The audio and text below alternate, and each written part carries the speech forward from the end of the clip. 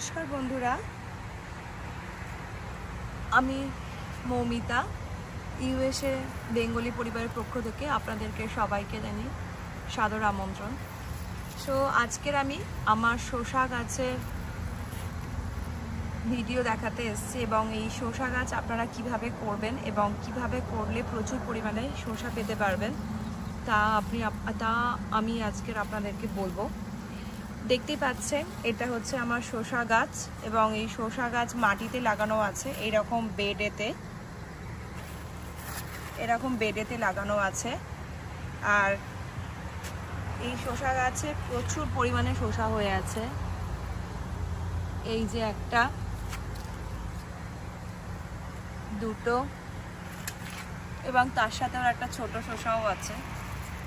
এই একটা, তিনটে,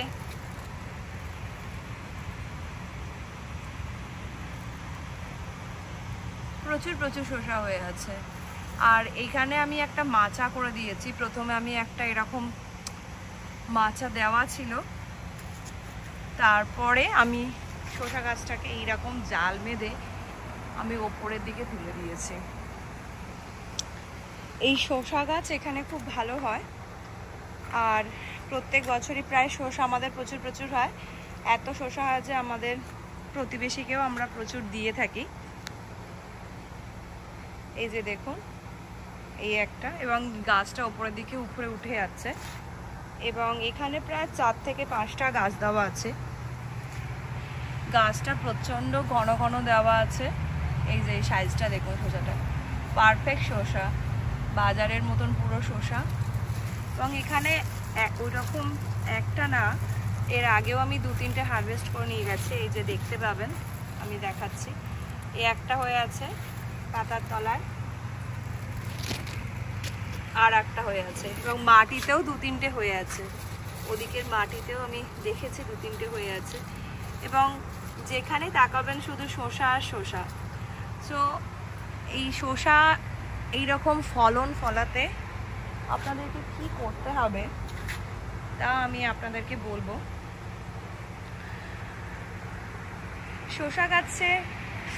শসা গাছ হচ্ছে এমনই একটা গাছ, এটা একটা লতানো গাছ। সেজন্য আপনাদেরকে প্রথমেই শসা গাছ লাগানোর পরে আপনাদেরকে প্রথমে সেটাকে ওপরের দিকে বা ভাড়ার মতন করে তুলে দিলে খুব সুবিধা হয়। এছাড়া শসা গাছের যত্ন বলতে আপনাদেরকে সার দিতে হবে। শসা গাছে প্রচুর পরিমাণে সার লাগে।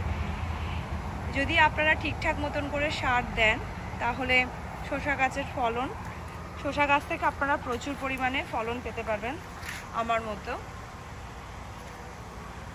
তো আপনাদেরকে কি সার আপনাদেরকে দিতে হবে এবং কিভাবে আপনি এদেরকে যত্ন করবেন এবং রক্ষণাবেক্ষণ করবেন তা আপনাদেরকে আমি বলবো। এছাড়া আপনারা দেখতে পাচ্ছেন এখানে বাগানে প্রচুর বী আছে, সেই জন্য আমাকে হ্যান্ড পলিনেট করতে হয় না।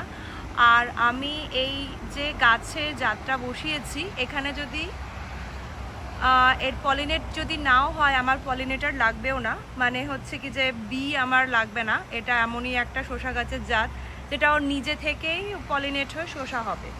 আমি এইরকমই এই যে জাতের শসাটা আমি প্রতি বছরই কিনে থাকি, এটা অ্যামাজন থেকে আমি কিনে থাকি। যদি কেউ কখনো জানতে চাও তাহলে আমি এর লিঙ্ক পাঠাতে পারি। এই শসা গাছের হচ্ছে কি এখানে পলিনেটার লাগে না, এটা নিজে থেকেই হয়। কিন্তু এখানে আমার বাগানে প্রচুর পরিমাণে বী আসে, আমি জানি। সকালে করে আমি দেখি ওরা পলিনেট করে দিয়ে যায় এবং সেই জন্যই হয়তো প্রচুর পরিমাণে শসা হচ্ছে। আর আপনারা কিভাবে বুঝবেন যে এই যে এখানে দেখুন, এই প্রত্যেকটা ডালে ডালে শসা। এই একটা শসা, এই যে শসা, এই একটা, মানে এই গাছের জাতটা সত্যি খুব সুন্দর। আমি লাস্ট ইয়ারে এইটাকে আমি লাগিয়েছিলাম, প্রচুর পরিমাণে শসা হয়েছে। এবছরও প্রচুর পরিমাণে শসা হচ্ছে। যদি কেউ জানতে চাও যে এটা কি জাত বা কি কোথা থেকে কিনেছো, তো আমাকে কমেন্ট করলে আমি সেটা তোমাদেরকে জানিয়ে দিতে পারবো। কমেন্ট বক্সে আমি তোমাকে পাঠিয়ে দেব। তো এই যে দেখতেই পাচ্ছ বন্ধুরা, যাদের শসা ধরো গাছে হচ্ছে না, তারা কি করবে, তারা কিভাবে পলিনেট করবে? তো পলিনেট করলে আপনাদের গাছে অবশ্যই শসা হবে। এই যে দেখতে পাচ্ছ, এটা হচ্ছে পুরুষ ফুল আর বুঝতেই পারছো এটা হচ্ছে স্ত্রী ফুল।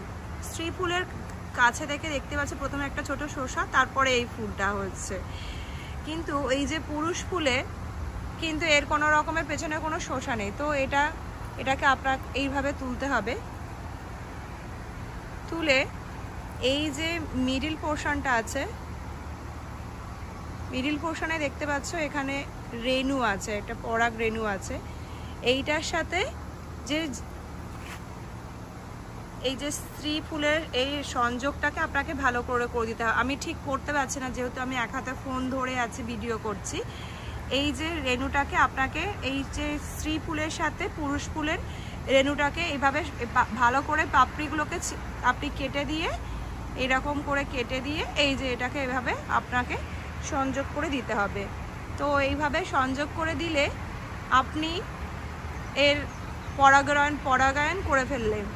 এই শসাটা কিন্তু অবশ্যই হবে, পরাগায়ন করাটা দরকার। যাদের ধরো ব্যালকনিতে করছে, তাদের হয়তো বাড়িতে হয়তো মৌমাছি আসে না, বা বিভিন্ন ধরনের যে ইনসেক্টগুলো যেগুলো পরাগায়নে সাহায্য করে তারা ধরুন আসে না, তারা কি করবে? তারা তখন এই হ্যান্ড পলিনেট করবে।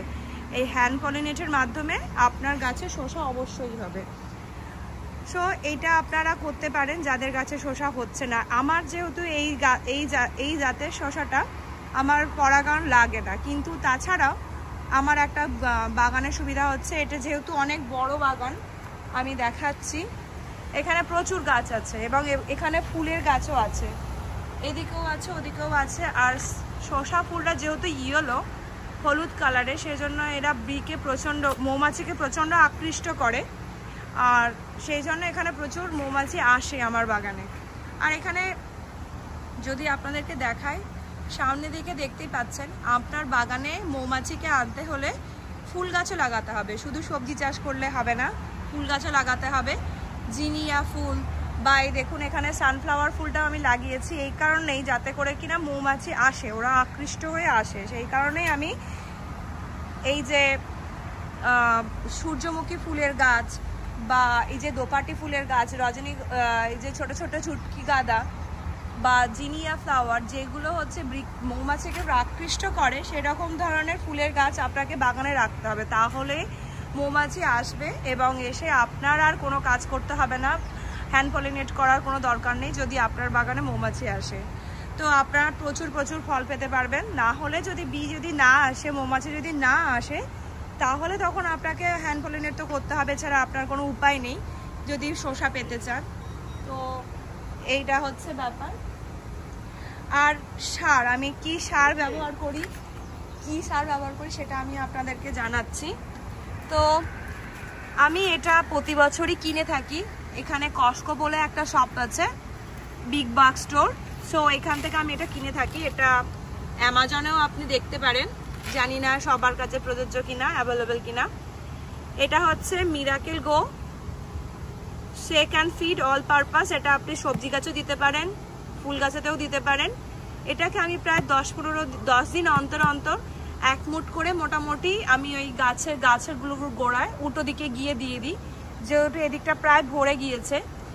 আর এইগুলো দিয়ে দেওয়ার কারণে সারটা আপনাকে প্রচুর পরিমাণে দিতে হবে, যেহেতু দেখতেই পাচ্ছেন এখানে এত সুন্দর গাছে ফল হয়ে আছে, তো সার তো আপনাকে দিতে হবে। এত ফল পেতে গেলে গাছেরও তো খাবার লাগে, তো খাবার তো আপনাকে দিতে হবে। তো এইভাবে আপনারা খাবার 10 দিন অন্তর দেবেন এবং সেটা বুঝে দেবেন, এবং গাছের একদম গোড়ায় দেবেন না, গাছের গোড়া থেকে একটু দূরে দেবেন। তাহলে কি, গাছের গোড়ায় দিলে হয়তো গাছটার অসুবিধা হতে পারে, তো গাছের গোড়ায় থেকে আপনি একটু দূরে দেবেন, তো সেটা হলে কি গাছের সুবিধা হবে। এছাড়াও আমার গাছের, আমি দেখতে পাচ্ছি এখানে নিচে প্রচুর পাতা হয়ে আছে, সেটাও একটা ব্যাপার। আপনারা যখন দেখছেন গাছ অনেকটা ওরকম উপরে উঠে গিয়েছে, তখন নিচের গাছের গোড়ার পাতাগুলো কেটে দেবেন। এটা আমার করা হয়নি, আমাকে করতে হবে। নিচের গাছের গোড়া আমি অনেকটা পাতা ওদিকে কেটে দিয়েছি ওই দিক থেকে, কিন্তু এই দিকটাতে প্রচুর পরিমাণে পাতা হয়ে আছে, এই পাতাগুলোকে আপনাকে কেটে দিতে হবে। আর আপনার নিচের গাছের গোড়া পরিষ্কার রাখতে হবে, তাতে করে গাছে প্রচুর পরিমাণে রোদ আসবে এবং ফল পেতেও সুবিধা হবে। এটা হচ্ছে আর একটা ব্যাপার। তো এই হচ্ছে ব্যাপার। তো আমি এখন কিছু শসা তুলছি, সেটা আপনাদেরকে আমি দেখাচ্ছি। এইখানে একটা শসা হয়ে আছে, তো এটাকে আমি তুলছি। এটা একটু আস্তে করেই তুলতে হবে, কারণ এটাকে আমি তুলছি। এটা যথেষ্ট বড় হয়েছে, এটাকে তোলা যেতেই পারে। এই যে দেখুন, এই একটা। কিছু শসা যেগুলো খুব বড় হয়ে গেছে আমি সেগুলোকে তুলে নিচ্ছি, বাদবাকিগুলো আমি রেখে দিচ্ছি। আর ওইগুলোকে আমাকে কাঁচি দিয়ে কাটতে হবে, যেহেতু ওটা আর একটার সাথে কানেক্টেড আছে। খুব কেয়ারফুলি কাটতে হবে, নাহলে পরে শসাটা আর হবে না। তো এটা মনে হচ্ছে এটা থাকুক, এটা আর একটু বড় হোক। এটাকে তোলার দরকার নেই, এটা আর একটু বড় হোক। তো এই ওদিকেও দুটো আছে, আমাকে ওগুলো সাবধানে তুলতে হবে। এটা যেহেতু দেখতেই পাচ্ছেন, এটাকে আমাকে কাঁচি দিয়ে কাটতে হবে। আমি যেহেতু এক হাতে ফোন ধরে আছি, এক হাতে কাঁচি দিয়ে কাটাটা খুব মুশকিল, তো ওটাকে আমি পরে তুলছি। আর ওইদিকে নিচেও আছে, আর ওদিকে মাটির সাথেও দুটো আছে। ওইখানে আর একটা পড়ে আছে, বাট আমি ওটা এখন তুলতে পারছি না। তো ভিডিওটা আমি এই পর্যন্তই রাখলাম। কারোর যদি আরও কিছু প্রশ্ন থাকে, কিছু জানার থাকে, তো আপনারা আমাকে কমেন্ট করতে পারেন। আর আমি কি ধরনের মাটি ইউজ করি, আমি যেহেতু আমেরিকা থাকি, এখানে আমাকে সমস্ত কিছু মাটি কিনেই নিয়ে আসতে হয়, এখানে এরকম কিছু পাওয়া যায় না। আর আমি কিভাবে এই কি মাটি দিয়েছি সেটাও আমি জানাতে পারবো। যদি কেউ আপনাকে জানার থাকে আমাকে প্লিজ কমেন্ট করবেন। Thank you. যদি ভিডিওটা কারোর কোনো কিছু উপকারে লেগে থাকে, এছাড়া যদি ভিডিওটাতে যদি কোনো ভুলভ্রান্তি হয়ে থাকে, আমি এখনই ক্ষমা চেয়ে নিলাম।